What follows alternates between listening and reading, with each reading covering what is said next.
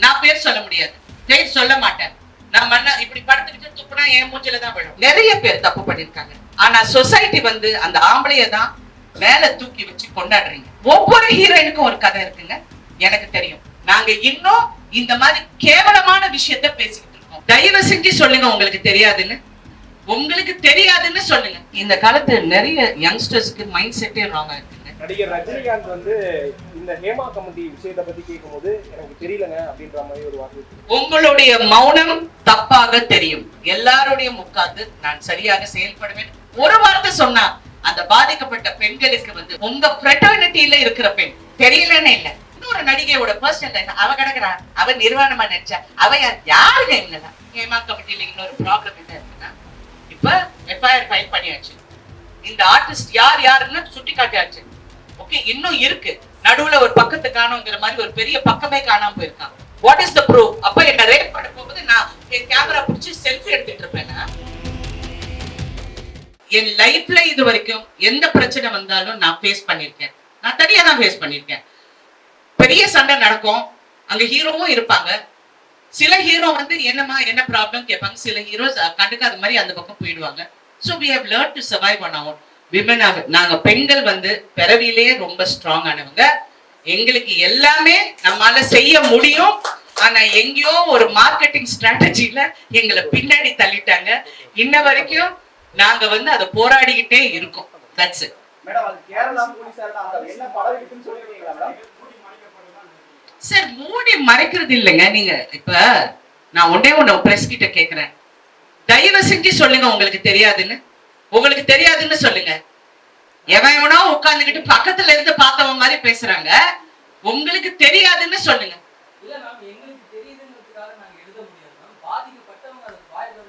வாய் திறந்து உங்ககிட்ட வந்து சொல்லி நீங்க என்ன பண்ண போறீங்க?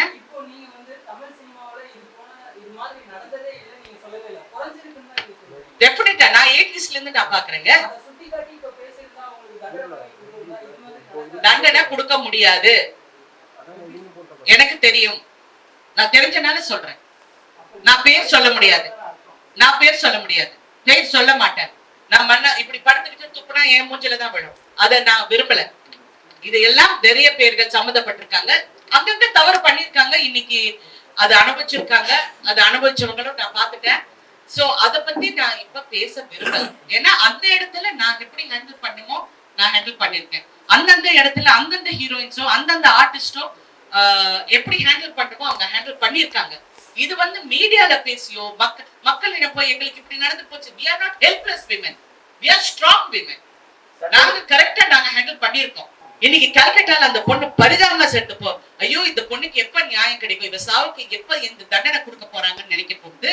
இன்று பிரதமர் மோடிஜி அவர்கள் என்ன சொல்லிருக்காங்கன்னா, இந்த மாதிரி தவறுகள் பெண்களுக்கோ குழந்தைங்களுக்கோ நடந்தா you have to fast track it, சீக்கிரமா முடிக்கிறதுக்கு நீங்க வலியுறுத்துங்கன்னு சொல்லியிருக்காரு. ஒரு பிரைம் மினிஸ்டர் சொல்ல போகும்போது எங்களுக்கு மனசு திருப்தியா இருக்கு. ஓஹோ, இது மாறணும். மாறதுக்காக தான் நான் குரல் கொடுத்தேன். நெக்ஸ்ட், நீங்க யாராவது என்ன கேள்வி கேட்போது நீங்க எந்த பத்திரிக்கைன்னு எனக்கு சொல்லுங்க. Because I want to be aware. சொல்லுங்க. நீங்க விஸ்வாசா கமிட்டி ஒரு 3 வருஷத்துக்கு முன்னாடி ஆரம்பிச்சாங்க.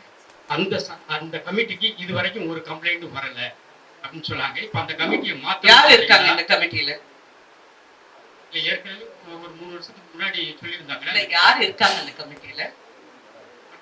நடிகர் சங்க நிர்வாகிகள். தேங்க்யூ. நெக்ஸ்ட் மேடம், உங்களுடைய சின்னத்திரை குழுல வந்து எல்லா நடிகைகளும் நீங்க எந்த பத்திரிக்கைங்க? குமுதம்.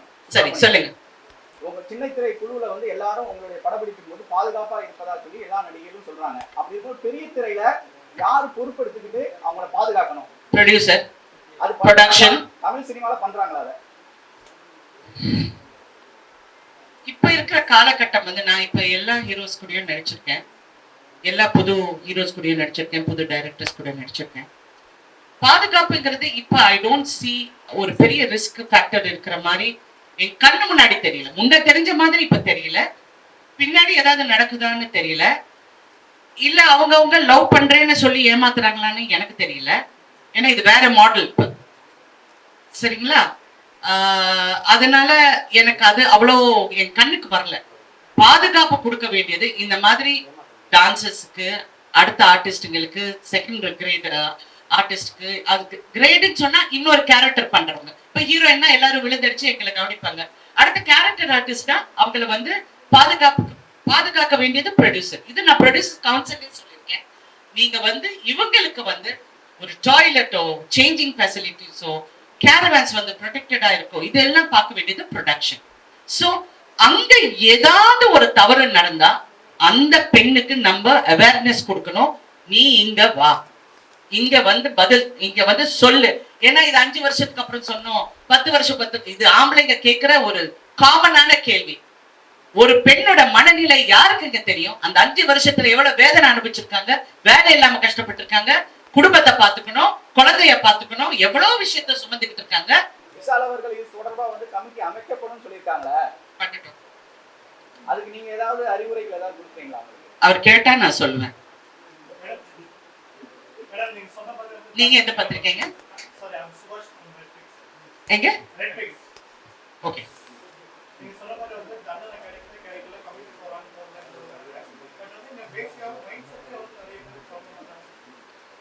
ஜெனரலா ஐ திங்க் இந்த காலத்து நிறைய யங்ஸ்டர்ஸ்க்கு மைண்ட் செட்டே ராங்கா இருக்குங்க. It is getting worse every year.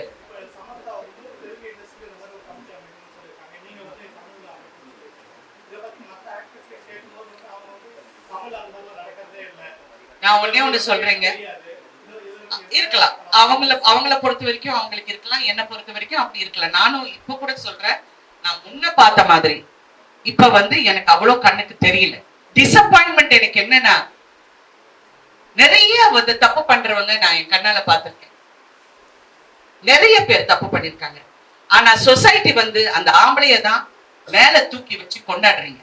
அப்ப எங்க ஹீரோயின்ஸ், ஒவ்வொரு ஹீரோயினுக்கும் ஒரு கதை இருக்குங்க, எனக்கு தெரியும்.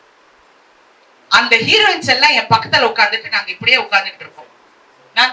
எனக்கு அதுதான் எனக்கு ஃபெயிலியரா தெரியும். இந்த பக்கம் பார்த்தா சுனிதா வில்லியம்ஸ் அங்க இங்க ஸ்பேஸ்ல உட்கார்ந்துருக்காங்க. இந்த பக்கம் பார்த்தா ஒரு கமலா ஹாரிஸ் வந்து பிரசிடென்ட்க்கு ரன் பண்றாங்க.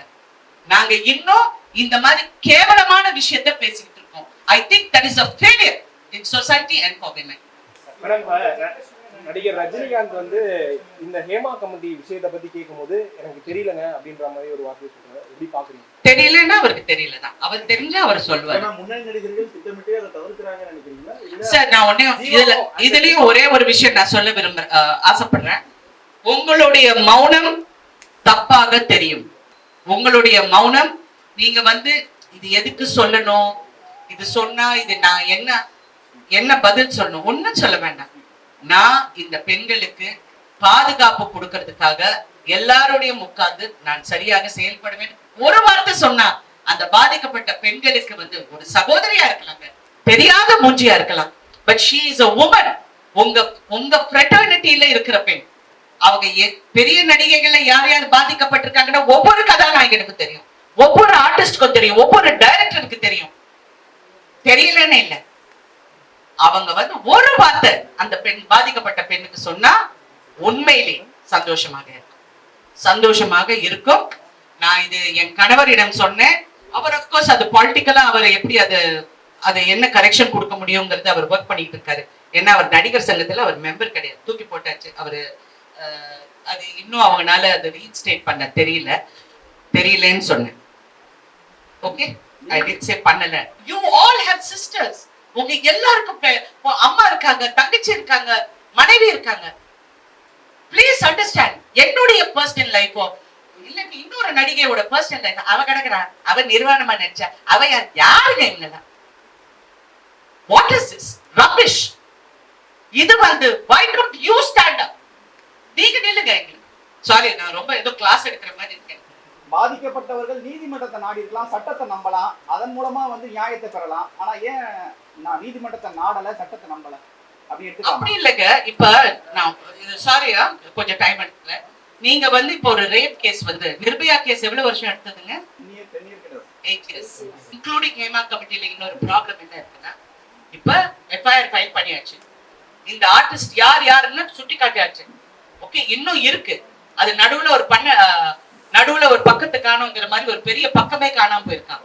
நீங்க என்ன நினைப்பீங்க? ஓகே, இந்த கேஸ் வந்து இப்ப போலீஸ் ஸ்டேஷனுக்கு போனா வாட் இஸ் த நெக்ஸ்ட்? இத ஃபார்ம் பண்றதுக்கு என்ன பண்ணுவீங்க? கேஸ் வீக்கா இருக்குங்க. எங்க?